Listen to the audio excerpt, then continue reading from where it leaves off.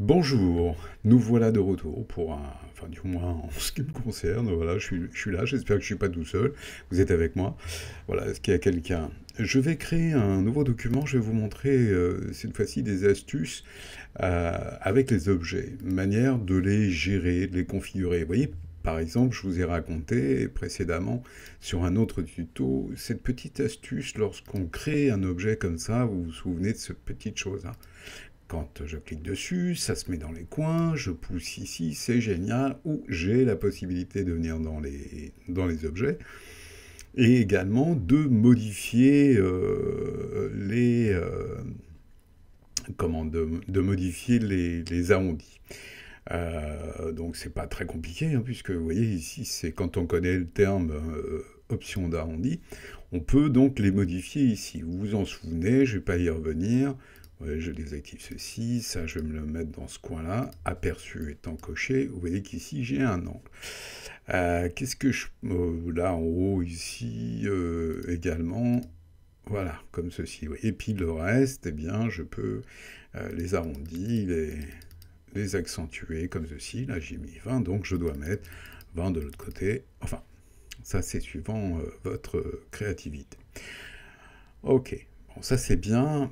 Alors, j'ai un autre truc qui est assez sympa. Regardez ici, je vais venir me positionner sur cette petite icône. Je vais appuyer sur la touche Alt. Regardez, je maintiens la touche Alt, Option ou Alt. Et vous voyez que je passe par les différentes options voilà, des options d'arrondi.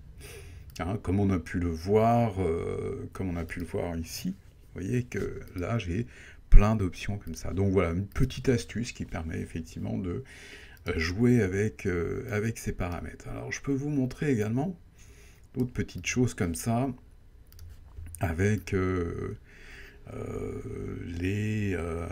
voilà, je peux faire soit un petit rectangle. Alors je vais faire ça correctement, je vais prendre cet objet-là, par exemple, ici, je vais cliquer dessus, et je vais lui mettre une vraie valeur. Alors, je ne vais pas faire ça très grand, je vais appuyer sur tabulation, et je vais venir ici. Alors, vous vous souvenez, hein, il suffit simplement de prendre l'outil, faire un clic, et vous avez ceci. Donc ça me crée cette forme-là. Je vais récupérer dans mon nuancier, ici, hop, une couleur. Et je vais dupliquer. Pour dupliquer également un objet, il suffit simplement d'appuyer sur Alt et vous voyez que ici la flèche se les double, une blanche et une noire. Évidemment sans lâcher, je clique et je glisse et vous voyez que là j'ai des repères commentés qui m'indiquent que je suis parfaitement aligné. Et vous voyez, tant que je ne lâche pas, voilà. Mais vous allez découvrir, il y a plein d'options, il y a plein de possibilités pour créer comme ça plusieurs objets. Là, bon, ben, allez, un autre, comme ceci. Là, vous voyez, entre chaque, j'ai une information qui m'indique que, eh bien, par rapport aux autres, j'ai le même espace entre les... Voilà. Alors, quand vous faites ceci, évidemment, vos carrés sont parfaitement alignés.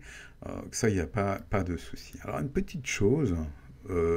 tiens, je vais dupliquer également, vous voyez, appuyer sur Alt, hop, glisser comme ceci, et je vais agrandir les quatre, cliquer comme ceci. Alors vous voyez, si je ne fais pas attention, eh bien, je vais tirer dessus de cette façon, je vais allonger. Alors, moi, je ne sais pas ce que j'ai envie simplement de les agrandir. Donc vous voyez que en appuyant sur Shift, eh bien, je peux les agrandir. Alors, pas trop, hein, vous voyez, je glisse vers le haut, vers le bas, vous voyez, je glisse comme ceci ma souris, tout en maintenant Shift comme ceci, voilà. Alors il y a une petite astuce également, donc là je viens de vous montrer aussi une astuce. Je vais venir ici, alors faites très attention, regardez, je vais appuyer sur la barre espace, et la barre espace m'indique une petite main, que je retrouve ici dans la boîte à outils, qui me permet de déplacer ma page. Tant que j'appuie sur la barre espace, vous voyez que je déplace ma page. Ça, c'est très pratique quand on est très zoomé. Car zoomer, ça se fait aussi de cette façon. Barre espace, commande. Regardez ici, j'ai un plus. Je clique et je glisse. Vous voyez, je zoome de cette façon. Bon, c'est génial. Vers la gauche, je dézoome. Vers la droite, je zoome. Vous voyez, je glisse ma souris à droite et à gauche. Donc ça c'est bien. Alors j'ai un autre truc, donc regardez, je vais me mettre sur le coin. Alors faites très attention, si j'appuie évidemment sur hop, là, c'est pas bon. Par contre, je vais cliquer, vous voyez, dès que j'ai la petite diagonale ici avec les flèches, je clique dessus, je maintiens, comme on peut le voir avec les informations ici, et j'appuie sur la barre espace. Et là, regardez, je peux les déplacer pour soit les positionner d'une autre manière, vous voyez, comme ceci, ou soit les ramener, hop, comme ceci.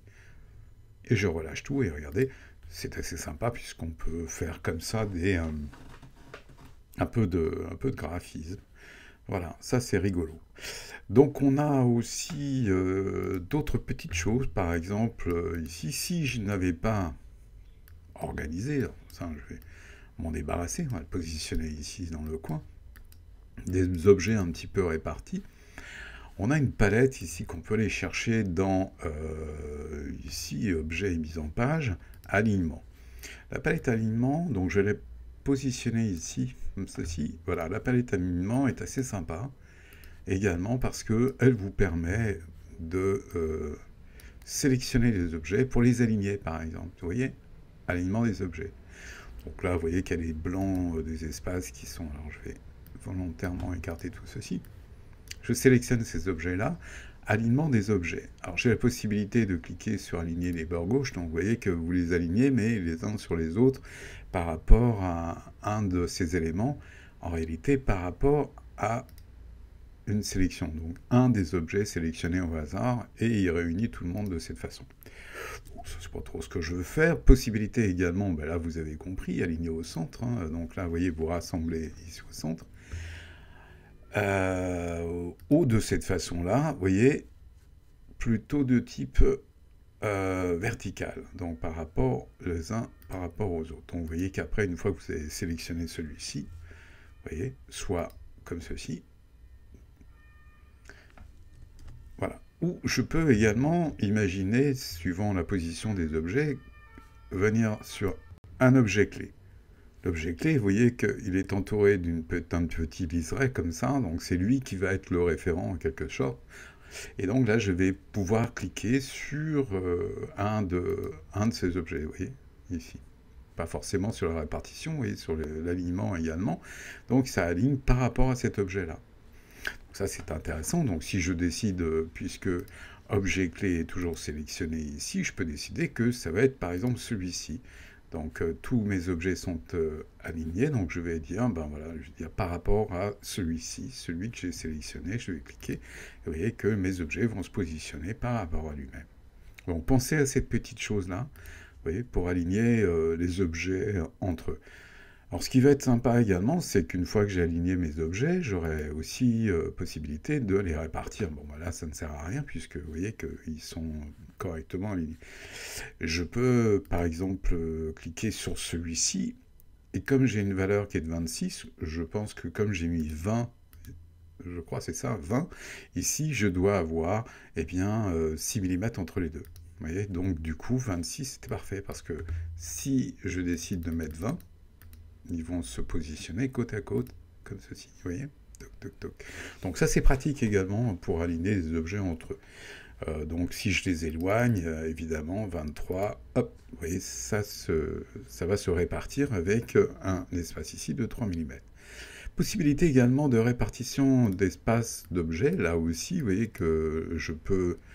Oh, j'aurais pas dû les... Bon, c'est pas grave. Je vais reprendre ceci, je vais les aligner vers le bas, et ici, je peux répartir l'espace horizontal. Là, je veux 6 mm entre les deux, je clique dessus, et là, je vais avoir 6 mm. Non, je veux un petit peu plus, je veux 10 mm ici, je clique dessus, et j'ai bien 10 mm entre les objets. Donc ça aussi, c'est assez sympa, parce que ça vous permet, alors souvent, on n'a pas le temps de regarder et tout, vous voyez que c'est pas très compliqué. Possibilité de les aligner, bien entendu, également sur les marges qui ont été définies ici, de chaque côté. Vous voyez que là, je peux définir le positionnement de l'ensemble ici sur ces marges-là. Donc, je ramène tout de cette façon. Et puis, ici, pareil, hein, je garde et je conserve l'ensemble, vous voyez, la répartition après, de cette façon, où je peux augmenter les 3 mm ici. Ou je peux décider de faire plutôt 10 mm ici. Donc vous voyez que c'est assez sympa et assez simple. Voilà, c'est les différentes manières également donc de gérer ces objets-là. Autre chose aussi qu'on n'a pas vu, évidemment, sur l'autre, hein, puisque sinon, bah, c'était trop long. Vous voyez qu'ici, une manière de créer des objets, vous voyez, vous cliquez, glissez de cette façon, vous maintenez le clic sur la totalité, puis avec les flèches droites de votre clavier, vous cliquez et vous allez créer des objets. Vous voyez, 3 par exemple ici, j'ai appuyé 2 fois, ou je reviens sur la flèche de gauche, vous voyez, pour annuler cette chose-là. Donc sur la flèche de droite, je fais 1 fois, j'ai 2 blocs, 2 fois, j'ai 3 blocs ici. Alors j'ai une séparation entre les objets, on pourrait se demander effectivement quelle est cette distance. Eh bien la distance, elle est facile à modifier ou du moins à comprendre. Regardez ici, vous allez dans marge et colonne et la distance c'est 4,233. Si je veux une distance supérieure, par exemple si je veux 10 mm entre chaque, je valide ceci et vous allez voir que je vais recommencer la même opération. Je fais flèche de droite, cliquer, glisser, je maintiens le clic, j'appuie 1 fois, 2 fois, et vous voyez qu'ici j'ai 10 mm, puisque effectivement l'espace dépend de la gouttière ici. Donc ça c'est très intéressant. Alors, évidemment, vous allez me dire, oui mais moi je veux pas forcément ça. Eh bien regardez ici, c'est simple, ce qu'on va faire exactement la même chose, c'est cliquer, glisser de cette façon. J'appuie sur la flèche de droite, ici, une deuxième fois comme ceci, puis je vais rajouter des lignes. Donc je vais appuyer sur la flèche du haut, et regardez ici, je crée eh bien, 2 lignes avec 3 colonnes. Alors vous me dites, mais oui, mais là c'est trop large, il y a trop d'espace entre mes blocs.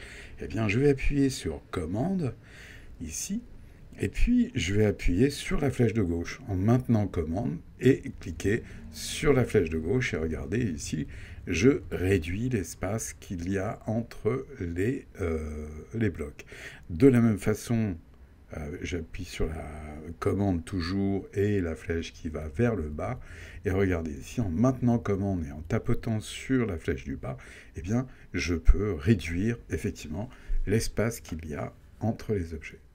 Donc ça c'est génial, effectivement, vous pouvez de cette façon créer une grille, et on verra d'ailleurs, je vous ferai faire des petits travaux comme ça en utilisant ce type de choses, vous voyez qu'on verra même d'autres choses et d'autres astuces. Donc ça c'est bien. Alors il y a une chose aussi intéressante, ça c'est les objets, ces types d'objets-là. Je vais supprimer également ceci, et je vais vous montrer quelque chose. Quand vous créez un bloc de texte comme ça, et que vous avez envie de mettre du texte directement, ce qu'on appelait avant du bolo, ou du faux texte, ou du lorem ipsum, vous allez dans page, et vous allez remplir avec le texte de substitution. Vous voyez ici, et donc vous allez avoir du texte. Hein, ça c'est sympa. Mais ce qui serait bien, c'est ça d'une autre manière, c'est-à-dire, je vais faire la même chose que tout à l'heure, je vais créer des colonnes comme ceci, vous voyez. J'ai créé 3 colonnes, par exemple, là, avec évidemment des espaces moins importants, donc commande par espace, comme ceci. Vous voyez, j'ai bien pris l'outil texte, j'ai créé 3 colonnes de texte, et là, vous allez voir, c'est très intéressant, puisque on va aller remplir à nouveau de texte, et regardez, ça remplit les 3 colonnes, ici. On fait ce qu'on appelle un chaînage. Regardez ici, si je viens là-dessus et que je vais dans cette liste-là, eh bien, je vais pouvoir vous montrer que on peut, hop là, ici dans Extra, afficher le chaînage de texte, et vous voyez qu'ici, on voit la répartition du texte, on appelle ça aussi couler du texte, vous voyez, la répartition du texte, le texte commence bien ici, passe dans cette colonne, puis dans cette colonne-là. Donc ça, c'est intéressant. Et vous voyez que si jamais je modifie, je sais pas, j'enlève une partie du texte, on est bien d'accord que le texte est bien chaîné. Voilà, tout ça on verra ensemble si ça vous intéresse et si ça vous plaît. Eh bien, on verra dans d'autres tutoriels comment on gère ceci, le chaînage de texte, la répartition du texte dans les différents blocs. Voilà. On a encore plein de choses à voir sur les objets, mais je tenais à vous montrer ça. Voilà, ça fait une petite coupure et puis un petit tuto qui, j'espère, vous aura plu. Et voilà, un petit pouce bleu si ça vous a plu. Puis voilà, n'oubliez pas, si vous n'êtes pas abonné, ben, abonnez-vous parce que j'espère en faire plein, et bien ce sera grâce à ces abonnements que je continuerai à vous montrer plein d'astuces sur InDesign et plein de nouveautés. À bientôt.